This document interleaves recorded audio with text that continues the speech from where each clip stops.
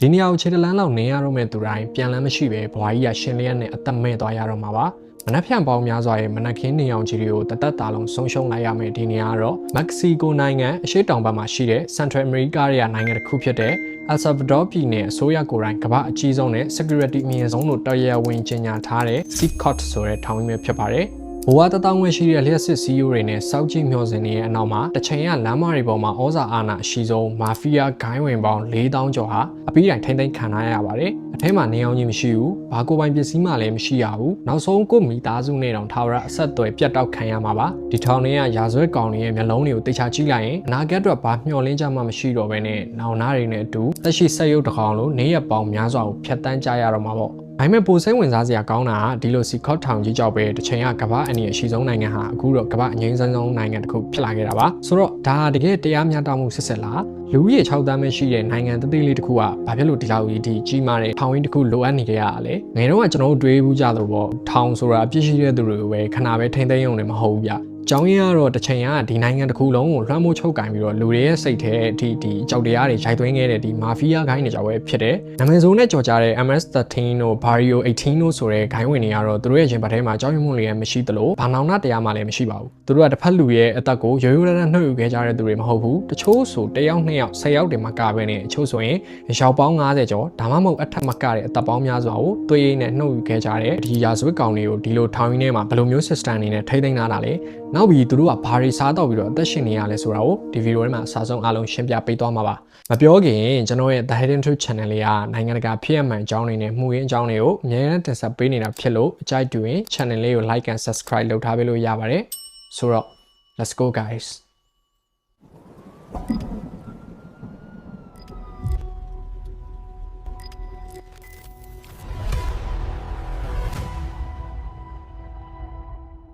2022 match လာကနေစပြီးတော့သမရနေဘူကီလီရဲ့လက်ထက်မှာတော့တနိုင်ငံလုံးအတိုင်းအတာနဲ့အထူးနိုင်နေရေးကိုစတင်ခဲ့တယ်16လအတွင်းမှာလူပေါင်း9000ကျော်ဖမ်းဆီးခံခဲ့ရတယ်ဆိုတော့ဒါတနိုင်ငံလုံးမှာရှိတဲ့လူကြီး200ခန့်လောက်ထိရှိတာဗျအဲ့ဒီအချိန်မှာကားရည်နဲ့တည်ချလာတဲ့လက်ထိတ်ခတ်ခံရတဲ့သူတွေကိုစောင့်ကြည့်မှဆိုရင်အားလုံးကခေါင်းတွေငုပ်ပြီးတော့အဆောင်တွေရဲ့ဖြောက်တွေနဲ့နမတ်တုပ်တွေအောက်မှာပဲဘာအစွမ်းစားမှမရှိတော့တဲ့ရုပ်တွေလိုတိတ်ဆိတ်နေတတ်တယ်ဘာပုံငံမှုမှမရှိဘာတွန်းလှန်မှုမှလည်းလုံးဝမရှိခဲ့ပါဘူးသူတို့ရဲ့ဘဝဟာတညာထဲမှာနေမယ်လုံးဝပြောင်းလဲသွားခဲ့တာပေါ့ဒီလိုနေရာကြီးကိုဆက်ပြီးထိမ့်သိမ်းထားဖို့ဆိုရင်ဒီစီကော့ထောင်ကြီးနေနဲ့လုံခြုံရေးကိုအမြင့်ဆုံးထိအာမခံနိုင်မှုတော့အရန်လိုတယ်ဘာလို့လဲလို့မင်းဒီရဲမှာလဲဒီထောင်ပေါက်ပြေးတဲ့ရုပ်ရှင်စကားတွေကြည့်ဘူးရမှာပေါ့ဆိုတော့2020မှာဆောက်လုပ်ခဲ့တဲ့ဒီထောင်ကြီးကဧက430အကျယ်ဝန်းရှိပြီးတော့အပိုင်း8ပိုင်းခွဲထားတယ်ဗျထောင်ရဲ့အဆောင်တစ်ခုချင်းစီကိုတန်စီးကြိုးတွေနဲ့3မီတာမြင့်တဲ့တတိုင်းနှစ်ထပ်ထောင်ထားတဲ့အပြ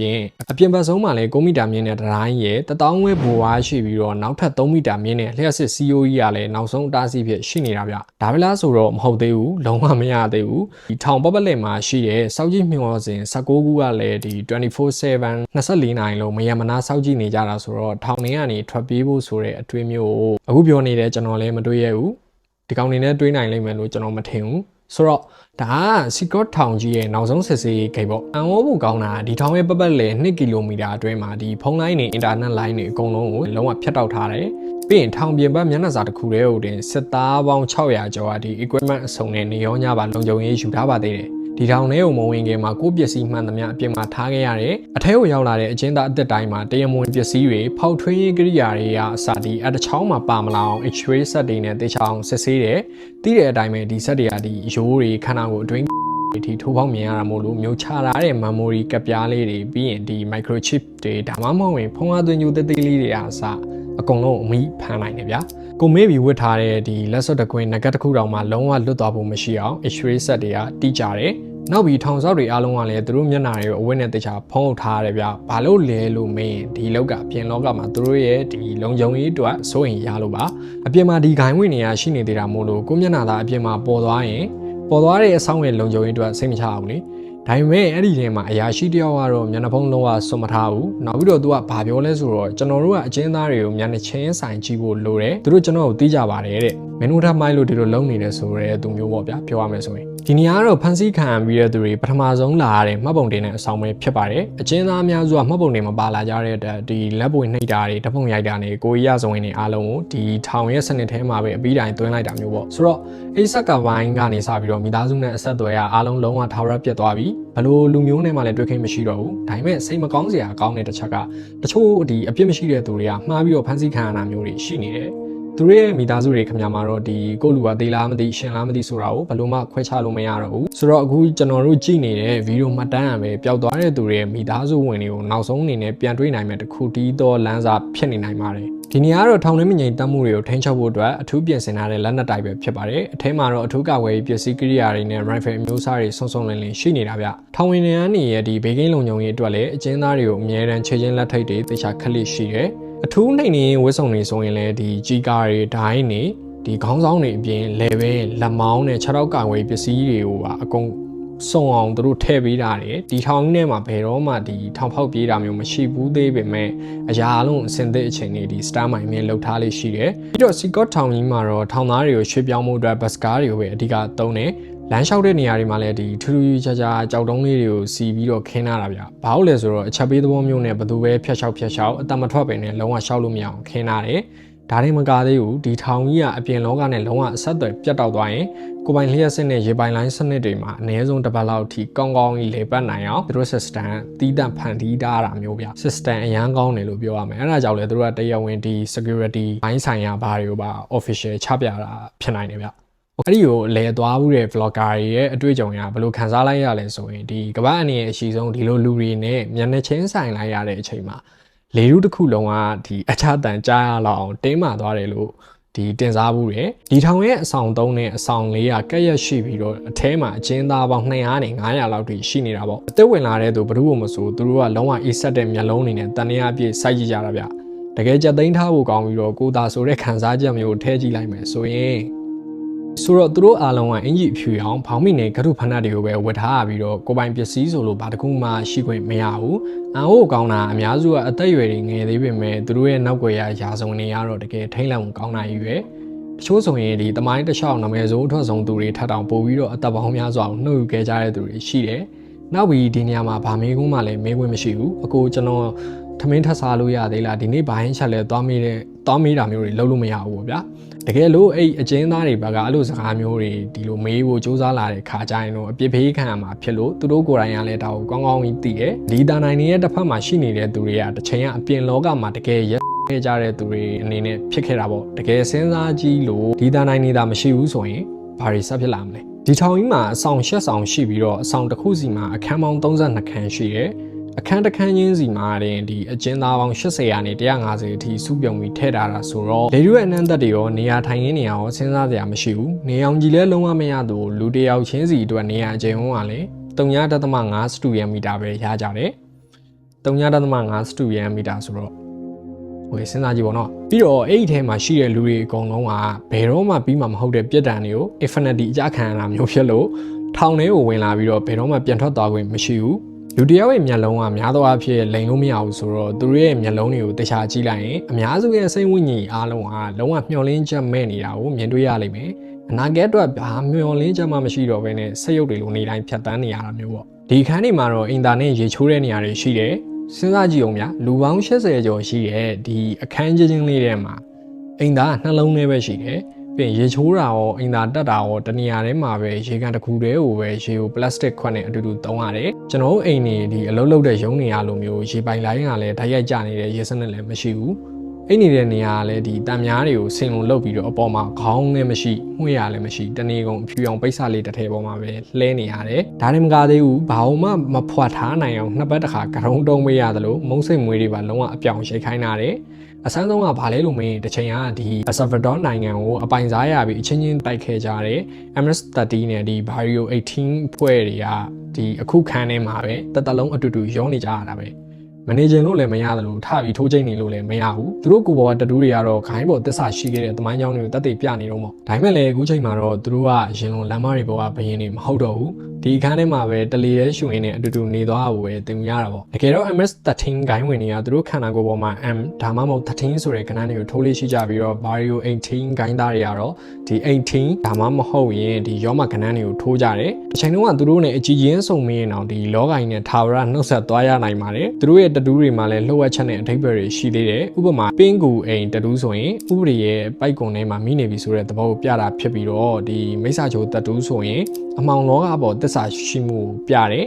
ပြီးတော့မျက်ရည်စပုံစံတတူးတစ်ဆက်ထိုးရတိုင်းတစ်ဖက်လူရဲ့အသက်တစ်ချောင်းနှုတ်ခဲ့ဘူးတဲ့ဆိုတဲ့အဓိပ္ပာယ်ရတယ်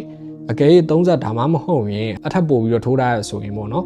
သူတို့ကိုယ်တိုင်ကအသက်ပေါင်းများစွာကိုဘယ်လောက်တောင်နှုတ်မိလဲဆိုတာရစ်တွက်လို့အောင်မရအောင်သူတို့ကိုယ်တိုင်လည်းမမှတ်မိတော့ဘူးဆိုတော့သူတို့ရဲ့စိတ်ပိုင်းဆိုင်ရာတွေကကျွန်တော်တို့လိုဒီတာမန်လူတွေလိုမဟုတ်တော့ဘဲနဲ့လုံးဝပျက်စီးနေပြီမို့ပြုပြင်ရခက်တဲ့အဆင့်ကိုရောက်နေပြီလို့ပြောလို့ရတယ်ဒီခန်းနေရဲ့အပေါ်ဘက်မှာထောင်ဆောက်တွေရှောက်တဲ့ဇင်းညံရှိပြီးတော့ CCTV တွေနဲ့24နိုင်ပတ်လုံးစောက်ကြည့်ထားတယ်ထောင်ထဲမှာမီးတွေကိုနေရောညပါတစ်ချိန်လုံးဖွင့်ထားတာမို့လို့ကျင်းသားတွေအိတ်တဲ့အခါမျက်လုံးပေါ်မှာတာဝါတစ်ခုခုအုပ်ပြီးတော့အိပ်ရတာမျိုးတွေရှိတယ်တစ်ပတ်မှာတစ်ချိန်ပဲစာအုပ်ဖတ်ဖို့နဲ့ကိုလက်လှုပ်ရှားဖို့အတွက်အဆောက်တွေရဲ့ဒီတင်းကျပ်တဲ့စီကန်းတွေအောက်မှာအပြင်ကိုခဏထွက်ခွင့်ရတယ်ဒါပေမဲ့အခန်းထဲကထွက်လာတဲ့အခါသူတို့ရဲ့ခိုင်းရနာအပြင်လောကမှာရှိနေသေးတယ်ဆိုတာကိုသက်သေပြချင်တဲ့အတွက်ကင်မရာတွေကိုကြည့်ပြီးတော့နှခမ်းလုံးယုံလေးနဲ့စကားတချို့ပြောဖို့စ조사ကြသေးတယ်ဗျလက်ရှိမှာတော့ဒီခိုင်းနေကအပြင်ကအပြစ်မဲ့ပြည်သူတွေကိုရန်ရှာဖို့ကြံစည်နေတယ်ဆိုတဲ့ကောလာဟာလာတွေထွက်နေတာကြောင့်အစိုးရဘက်ကလည်းဒီပြတ်သက်တတိပေးထားတာမျိုးတွေရှိတယ်တကယ်လို့အပြင်ကလူတွေကိုတခုလို့ဖို့စ조사တာနဲ့ဒီထောင်ထဲကမင်းတို့ခိုင်းဝင်အဖွဲ့တွေစီကိုစံတစေးတောင်ပို့ပေးမှာမဟုတ်ဘူးလို့ပြပြသားရာဇသံပေးထားတာရှိတယ်ပြောရရင်စိန်ခေါ်ရဲတယ်ပေါ့ဗျာသိလားမင်းတို့လည်းလုံငောင်းလည်းလုံရဲတယ်မင်းတို့ကောင်တွေဘာဖြစ်မလဲဆိုတာစောက်ကြည့်လိုက်ဆိုတဲ့ပုံစံမျိုးကိုသူတို့ကအကြက်ကင်ထားတဲ့ပုံစံမျိုးပေါ့โอเคဒီထောင်ထဲမှာတော့အကျဉ်းသားတွေကတနေ့ကို3နှစ်စားခွင့်ရတယ်စားရတဲ့အစားအစာပဲနဲ့ထမင်းဒါမှမဟုတ်ရင်ခေါက်ဆွဲနဲ့ထမင်းပေါ့တောက်စရာရည်နဲ့အစားအစာကတော့နေတိုင်းဒီတိုင်းပဲအာဟာရဓာတ်လည်းမပြေဝသလို protein ဓာတ်လည်းလုံးဝမပါသလောက်ပဲသူတို့တွေကလက်နဲ့ပဲစားပြီးတော့စားပြီးသွားတဲ့ဒီလင်မန်းတွေကိုလည်းပြန်မပေးခင်မှာတိတ်တိတ်ချဆေးကြောပြီးမှပေးရတယ်အဲ့ခန်းနေနဲ့မျက်နှာချင်းဆိုင်မှာရှိနေတာကတော့ဒီထောင်ထဲမှာအစိုးရဆုံးလို့သတ်မှတ်ထားပြီးတော့တိုက်ပိတ်ထားတဲ့နေရာတွေပဲဖြစ်ပါတယ်ထောင်ထဲစီကံဖောက်ပြတဲ့ဘဲတွေကိုဒီနေရာမှာ15ရက်ထိပိတ်လောင်ထားလေးရှိတယ်အထဲမှာတော့ဒီလုံးဝမှောင်မဲသေးနေပြီးတော့နေလားညလားဆိုတာလည်းခွဲလို့မရဘူးခရင်လည်းမရှိရွယ်နဲ့အေးဆက်နေတဲ့ကုန်းရတုံးတရုံးပဲရှိတယ်ရေကန်တစ်ခုနဲ့အင်တာတစ်ခုရှိပြီးတော့လေဝင်မှုအတွက်အပေါက်သေးလေးတစ်ခုပဲပါတယ်အစာကျွေးဖို့နဲ့စောက်ကြည့်ဖို့အတွက်ဒီအပေါက်လေးတစ်ခုပေါ့နော်ဒီတကားမှာအဲ့လိုလုပ်ထားတဲ့အပေါက်လေးတစ်ခုပဲပေးထားတယ်အထဲမှာဆိုရင်အချင်းသားတွေကဒီကိုလက်ကိုတောင်ပြန်မမြင်ရတော့ဒီမှောင်မဲနေတာကြောင့်သူတို့ရဲ့စိတ်ပိုင်းဆိုင်ရာတွေကရန်နေနဲ့လုံးဝပြိုလဲသွားတာမျိုးတွေရှိတယ်ဒါပေမဲ့တစ်ချိန်လုံးကအပြင်လောကမှာတခြားသူတွေရဲ့အသက်ကိုဒီကိုလိုသလိုစင်ပိုင်ခွင့်ရှိရလို့ထင်ခဲ့ကြတဲ့သူတွေအတွက်တော့ဒါမှမဖြစ်မနေကြုံရမယ်ငရဲကမ်းပဲဖြစ်ပါတယ်ဗျဆိုတော့ဒီလိုအကျဉ်းသားပေါင်းတောင်းတဲ့ချီရှိတဲ့အထဲမှာလူတိုင်းရဲ့ပါစပ်ဖျားမှာအပြောအများဆုံးနာမည်တစ်ခုရှိတယ်ဗျသူတို့အတွက်ကြားလိုက်တာနဲ့တင်ရင်ုံဘန်းုံဖြစ်သွားစေမဲ့သူကတော့အကျဉ်းသား Marvin Ernesto ပါသူ့အကြောင်းသိချင်တယ်ဆိုရင်ကျွန်တော်ရဲ့အခု post အောက်မှာ Marvin လို့မှန်းသွားပြီပါမှန်းနေများတယ်ဆိုရင်တော့နောက် video မှာဒီဘက်အကြောင်းကိုကျွန်တော်ပြောပြပေးမယ်ဆိုတော့လူတွေကသူ့ကို psycho လို့ခေါ်ကြတယ်သူတယောက်တည်းကိုပဲအဆောက်တရာစင်လောက်ပတ်ပတ်လဲဝိုင်းနာအထိဩဇာအာဏာကြီးတဲ့သူဗျpsycho ကိုအသက်42နှစ်ရှိပြီဖြစ်ပေမဲ့ကြီးလိုက်ရင်တော့ဒီသူ့အသက်လို့မထင်ရဘူးပေါ့တည်ငြိမ်တဲ့ဒီမျက်နှာအနေထားနဲ့နောက်မှာအေးဆက်လုံးနဲ့အကြည့်ရရှိနေပြီးတော့သူရှောက်ခဲ့တဲ့လမ်းတွေကသူ့ရဲ့အရေးပြားပေါ်မှာတတူးတွေဖြစ်ပုံဖော်ထားတယ်သူ့တတူးတွေအကြောင်းမေးလိုက်တဲ့အခါသူ့လက်မောင်းကိုမြှောက်ပြပြီးနာမည်ဆိုးအထွက်ဆုံးဂိုင်းတစ်ခုရဲ့အမှတ်သားဖြစ်တဲ့ M13 ကိုပြတယ်သူက2014ခုနှစ်မှာဂိုင်းထဲကိုစဝင်ခဲ့ပေမဲ့သူ့ရဲ့ရာဇဝတ်မှုတွေကတော့အသက်17နှစ်သားအရွယ်ကလေးကစခဲ့တာဗျအားလုံးရဲ့အစားကတော့ဆင်းရဲမွဲတေမှုကြောင့်ပေါ့လမ်းပြပေးမဲ့ဖခင်တယောက်တော့မရှိတဲ့အပြင်အဝတ်စားဒီစားဖို့နေဖို့စီးစရာဖက်နဲ့တော့မပြည့်စုံတဲ့အရွယ်မှာငငယ်လေးနဲ့ပဲလမ်းမလိုက်ပြီးတော့ခိုးဆိုးတာတွေကိုစားလုပ်ခဲ့တယ်တခြားသူ့ရဲ့အရွယ်ရောက်လာတာတွေနဲ့ဘယ်လိုရှင်သန်ခဲ့ရလဲဆိုတော့ကျွန်တော်နောက်မှပြောပြမယ်ဒါပေမဲ့ तू ကလက်ရှိလူငယ်တွေကိုသတင်းစကားတစ်ခုပါလိုက်သေးတယ်ဗျចောင်းသိချီချာချာတက်ကြပါမိဘစကားကိုနားထောင်ကြပါကျွန်တော်လိုလမ်းမျိုးဘယ်တော့မှမလိုက်ပါနဲ့တော့တဲ့အခုချိန်မှာသူ့ကိုနာကျင်ဆုံးကဘာလဲလို့မေးရင်ကိုမိသားစုဘယ်တော့မှပြန်မမြင်ရတော့တာပဲလို့ပြောလာပြီးတော့သူ့သားလေးကိုနောက်ဆုံးမြင်ရခဲ့တော့ကအသက်9နှစ်ပဲရှိသေးတယ်အခုဆိုရင်အသက်23နှစ်တောင်ရှိပြီလို့ဆိုရဲသူတနေ့နေ့မှာသူ့သားကိုပြန်တွေးခွင့်ရရင်အဖေလူမျိုးဘယ်တော့မှမဖြစ်ပါစေနဲ့လို့သူပြောချင်နေတာတဲ့သူ့ရဲ့မျက်လုံးတွေကိုတေချာကြည့်ရင်နောင်နာတရားရဲ့အရေးအယောင်တွေကိုတော့မြင်တွေ့နိုင်ပါတယ်ဒါကတော့ဒီလူတွေရဲ့သွားလမ်းမဲဆိုတော့တကယ်တော့ secret ဆိုတာဘယ်သူမှချိန်မချခြင်းတဲ့နေရာမျိုးပေါ့တစ်ချိန်လုံးကတစ်ဖက်လူရဲ့အသက်ပေါင်းများစွာနှုတ်ရဲတဲ့သူတွေကအခုဒီနေရာမှာထော်ရက်ပိတ်လောင်ခံရပြီးတော့ထောင်တစ်ခုထပ်ပို့တဲ့လူရှင်တကြွာနေရာကြီးတစ်ခုလို့တောင်တင်စားကြတယ်ဒီ El Salvador အစိုးရဘက်ကတော့သူတို့ဘာညာတာမှုမှဒီပြန်ပြပေးမှာမဟုတ်ဘူးဘာခွင့်လွှတ်မှုမှလည်းရှိလာမှာမဟုတ်ဘူးသူတို့အတွက်ပြစ်ဒဏ်ကတော့ဒီတိုင်းပုံမှန်ပဲဖြစ်နေမှာပေါ့နော်โอเคအရင်က El Salvador နိုင်ငံရဲ့အခြေအနေကိုပြန်ကြည့်မယ်ဆိုရင်လူဦးရေတသိန်းမှာ104ယောက်နှုန်းလောက်အထိအသက်အန္တရာယ်ကြုံရပြီးတော့ဒီ2023ခုနှစ်ကိုရောက်လာတဲ့အခါဒီထောင်ရုပ်လုပ်ရတဲ့နောက်ပိုင်းပေါ့နော်အဲ့နှုံကလူကြီးတသိန်းမှာ2.4အောင်နှုံအထိလုံးဝထိုးဆင်းသွားခဲ့တယ်ဆိုတော့အခုချိန်မှာ El Salvador နိုင်ငံကကမ္ဘာအနေနဲ့အကင်းဆုံးနိုင်ငံတွေကတစ်ခုဖြစ်လာပြီဆိုတာဘယ်သူမှငြင်းလို့မရတဲ့အမှန်တရားတစ်ခုလို့လည်းဆိုကြပါတယ်ဒါပေမဲ့ဒီနေရာမှာကျွန်တော်မေးခွန်းထုတ်စရာတစ်ခုရှိလာတာမတရားမှောင်ရင်ဖန်ဆီးခံလိုက်ရတဲ့အပြစ်မဲ့သူတွေရဲ့ဘဝကိုဘယ်လိုပြန်လုပ်ပေးမလဲ ဒါတကယ်မတရားမှုဆက်ဆက်လားဒါမှမဟုတ်အမှောင်လူတွေကဂိုင်းဝင်တွေကိုထိန်းချုပ်ဖို့အတွက်အစိုးရတရားဝင်သုံးလိုက်တဲ့နည်းလမ်းတစ်ခုပဲလားရေရှည်အတွက်ရောတကယ်အဖြစ်မှန်လားဒါမှမဟုတ်ခဏတာပဲငြိမ့်သက်သွားစီမှအစီအမံတစ်ခုပဲလားဆိုတဲ့မေးခွန်းတွေကိုတော့အခုကြည့်နေတဲ့သူတွေကပဲ comment မှာဆွေးနွေးပေးဖို့ကျွန်တော်စောင့်နေမှာဗျာဒီနေ့တော့ဒီလောက်ပဲဆိုတော့နောက်တစ်ပတ်မှာအများဆုံးပြန်တွေ့ချင်ပါတယ်အားလုံးဘေးကင်းတဲ့ဘဝတွေကိုပိုင်ဆိုင်ကြပါစေ see you ပါ